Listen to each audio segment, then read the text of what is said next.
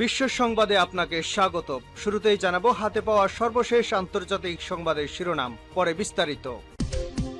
শুরুতে ইসরায়েল ফিলিস্তিন ভয়াবহ যুদ্ধের সংবাদ জানিয়ে দিব। প্রথমেই রয়েছে আইসিজের নির্দেশ অমান্য, রাফায় হামলা চালালো ইসরায়েল। এরপর জানিয়ে দিব আইসিজের রায়কে স্বাগত জানালো হামাস। এবার থাকবে রাইসির হেলিকপ্টারে কি গুলি করা হয়েছিল যা জানা গেল তদন্তে।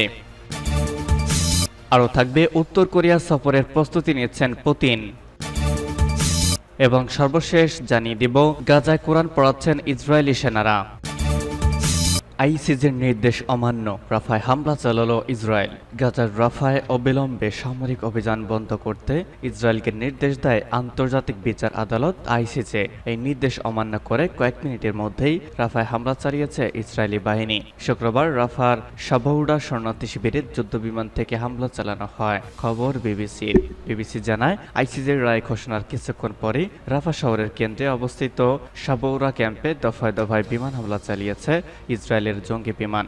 কুয়েত হাসপাতালের একজন কর্মী বিবিসিকে বলেন, তুমুল বোমা হামলার কারণে উদ্ধারকর্মীরা অভিযান স্থলে পৌঁছাতে পারছে না। দক্ষিণ আফ্রিকার করা মামলা শুনানিতে শুক্রবার তথা গতকাল ইসরায়েলকে ফিলিস্তিনের অবরুদ্ধ গাজা উপত্যকার রাফা শহরে হামলা বন্ধের নির্দেশ দেন জাতিসংঘের সর্বোচ্চ এই আদালতের 15 বিচারকের একটি প্যানেল।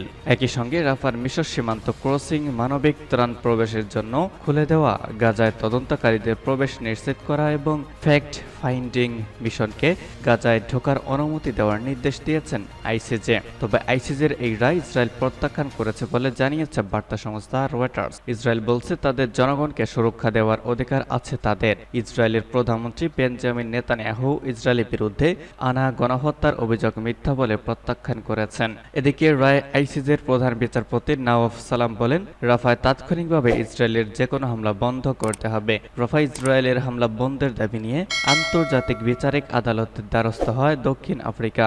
দেশটি দাবি করে গাজা ইসরায়েল গণহত্যা চালাচ্ছে, সেখানে অবিলম্বে হামলা বন্ধ করার দাবি করেছে দেশটি। দক্ষিণ আফ্রিকার আবেদন আমলে নিয়ে আজ রাফায় হামলা বন্ধের নির্দেশ দিয়েছেন আইসিজের বিচারকরা।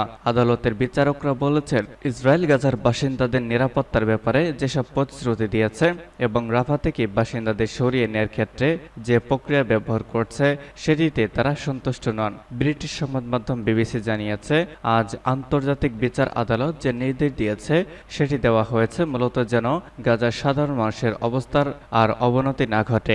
এছাড়া জাতিসংঘের সর্বোচ্চ আদালত এবারই প্রথমবারের মতো দখলদার ইসরায়েলকে এমন নির্দেশ দিয়েছে যেটির মাধ্যমে তাদের সামরিক পরিকল্পনায় বড় পরিবর্তন আনতে হবে। আইসিজের রায়কে স্বাগত জানালো হামাস। আন্তর্জাতিক বিচার আদালত আইসিজের রায়কে স্বাগত জানিয়েছে ফিলিস্তিনি প্রতিরোধ আন্দোলন হামাস। শুক্রবার কাতার ভিত্তিক গণমাধ্যম আল জাজিরার এক প্রতিবেদনে তথ্য জানানো হয়েছে। প্রতিবেদনে বলা হয়েছে, আন্তর্জাতিক আদালত রাফায় ইসরায়েলি অভিযান বন্ধের রায় দিয়েছে। ওই সিদ্ধান্তকে স্বাগত জানিয়েছে হামাস। তবে দলটি বলেছে, ইসরায়েলি বাহিনী পুরো উপত্যকা জুড়েই গণহত্যা চালাচ্ছে, তাই পুরো উপত্যকায় সামরিক অভিযান বন্ধ করা প্রয়োজন। সময় তারা পুরো উপত্যকা জুড়ে সামরিক অভিযান বন্ধ করার রায় দেওয়ার জন্য আশাবাদও ব্যক্ত করেছে। বিবৃতিতে আরও বলা হয়েছে, জাবালিয়া এবং স্ট্রিপের অন্যান্য অঞ্চলে যা ঘটছে তা রাফার চেয়ে কম অপরাধমূলক এবং বিপজ্জনক নয়। বিবৃতিতে বলা হয়েছে, আমরা আন্তর্জাতিক সম্প্রদায় এবং জাতিসংঘকে এই সিদ্ধান্ত অবিলম্বে মেনে চলার জন্য দখলদারদের উপর চাপ দেওয়ার আহ্বান জানাই। এতে ইহুদিবাদী দখলদার বাহিনী আমাদের জনগণের বিরুদ্ধে গণহত্যা বন্ধ করতে বাধ্য হবে, যা গত 7 মাসেরও বেশি সময় ধরে চলমান রয়েছে। রাইসির হেলিকপ্টারে কি গুলি করা হয়েছিল যা জানা গেল তদন্তে।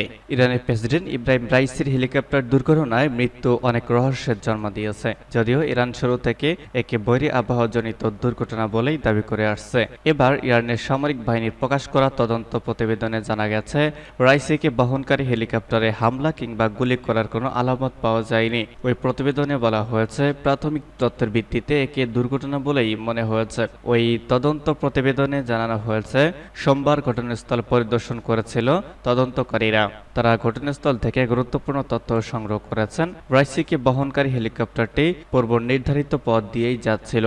পার্বত্য এলাকায় হেলিকপ্টারটি বিধ্বস্ত হওয়ার পর সেটিতে আগুন ধরে যায়। হেলিকপ্টারের ধ্বংসাবশেষে গুলির আঘাতের চিহ্ন বা এই ধরনের কোনো আলামত পাওয়া যায়নি। প্রতিবেদনে আরও বলা হয়, বিধ্বস্ত হওয়ার আগে হেলিকপ্টারটির সঙ্গে ভূপৃষ্ঠে থাকা নিয়ন্ত্রণ কক্ষের যে যোগাযোগ হয়েছিল তাতে সন্দেহজনক কিছু পাওয়া যায়নি। তদন্তকারী দলের হাতে আরও কোনো তথ্য এলে তা যথাসময়ে দেশের মানুষকে জানানো হবে। গত রবিবার ইরানের পূর্ব আজারবাইজান প্রদেশের ভারজাগান এলাকায় রাইসিকে বহনকারী হেলিকপ্টার বিধ্বস্ত হয়। এতে রাইসি ছাড়াও পররাষ্ট্রমন্ত্রী হোসেন আমির আবদুল্লাহিয়ান ও 6 কর্মকর্তা নিহত হন। পরদিন রাইসি ও তার সহযাত্রীদের মরদেহ উদ্ধার করা হয়। গতকাল বৃহস্পতিবার রাইসিকে মাশহাদে সমাহিত করা হয়েছে। উত্তর কোরিয়া সফরের প্রস্তুতি নিচ্ছেন পুতিন।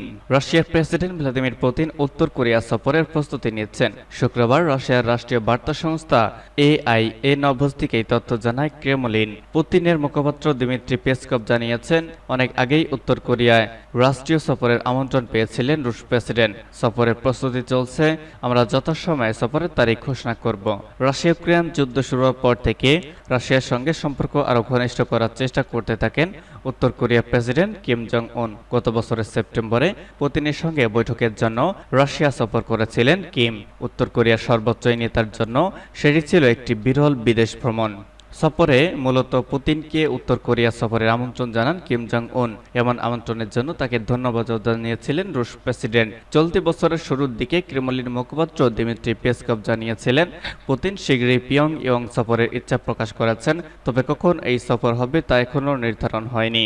সর্বশেষ 2000 সালে কিম জং উনের বাবা কিম জং ইলের সঙ্গে দেখা করতে সর্বশেষ উত্তর কোরিয়া সফর করেছিলেন পুতিন। গত বছর আন্তর্জাতিক অপরাধ আদালত গ্রেপ্তারি পরোয়ানা জারির পর থেকে চীন, সৌদি আরব, সংযুক্ত আরব আমিরাত ও হাতে গোনা কয়েকটি দেশ ছাড়া অন্য কোনো দেশে রাষ্ট্রীয় সফরে যাননি পুতিন। এদিকে দক্ষিণ কোরিয়ার গোয়েন্দাদের দাবি, খাদ্য সরবরাহের বিনিময়ে উত্তর কোরিয়া রাশিয়াকে যুদ্ধে ব্যবহারের জন্য লাখ লাখ আর্টিলারি শেল সরবরাহ করেছে। তাছাড়া ইউক্রেনে আমরা হামলা চালাতে রাশিয়া উত্তর কোরিয়ার সরবরাহকৃত ব্যালিস্টিক ক্ষেপণাস্ত্র ব্যবহার করেছে বলেও দাবি করেছে ওয়াশিংটন ও কিয়েভ। সর্বশেষ জানিয়ে দিব, গাজায় কোরআন পড়াচ্ছেন ইসরায়েলি সেনারা। ফিলিস্তিনের অবরুদ্ধ গাজা উপত্যকার একটি মসজিদের ভেতর পবিত্র কোরআন শরীফ পড়িয়েছেন এক ইসরায়েলি সেনা। এই সংক্রান্ত একটি ভিডিও সামাজিক যোগাযোগ মাধ্যমে ভাইরাল হয়েছে। এটি ছাড়াও একাধিক জায়গায় কোরআন ও অন্যান্য বই পড়ানোর ছবি ও ভিডিও প্রকাশ হয়েছে। ভিডিওটি নেট দুনিয়ায় ছড়িয়ে পড়ার পর ইসরায়েলি প্রতিরক্ষা বাহিনী IDF পুলিশ বিভাগ এই ঘটনা তদন্ত করার প্রতিশ্রুতি দিয়েছে। কোরআন পড়ানোর একাধিক ভিডিও ও ছবি সামাজিক যোগাযোগ মাধ্যমে প্রকাশ করেন ইসরায়েলি সেনারা। পরবর্তীতে ফিলিস্তিনিরা সেগুলো তাদের অ্যাকাউন্টে শেয়ার করেন। একটি ভিডিওতে দেখা যাচ্ছে রাফা এলাকায় এক সেনা একটি কোরআন ধরে রেখেছেন, এরপর সেটি তিনি আগুনে ছুড়ে মেরেছেন। আরেকটি ছবিতে দেখা যাচ্ছে গাজা সিটির আকসা বিশ্ববিদ্যালয়ের ভেতর একটি বুক শেলফের সামনে দাঁড়িয়ে আছেন এক সেনারা। ওই সময় পেছনে থাকা শেলফের বইয়ে আগুন জ্বলতে দেখা যায়। এসব ঘটনার প্রতিক্রিয়ায় প্রতিরক্ষা বাহিনী জানিয়েছে তাদের পুলিশ বিভাগ এগুলো তদন্ত করছে। তদন্ত শেষে প্রতিবেদন মিলিটারি অ্যাডভোকেট জেনারেলে পাঠানো হবে। এছাড়া কোরআন পড়ানোর ঘটনার নিন্দাও জানিয়েছে প্রতিরক্ষা বাহিনী। তারা বলেছে তাদের যে নীতি রয়েছে তার সঙ্গে এটি সাংঘর্ষিক এবং তারা সব ধরনের ধর্মের প্রতি সম্মান জানায়।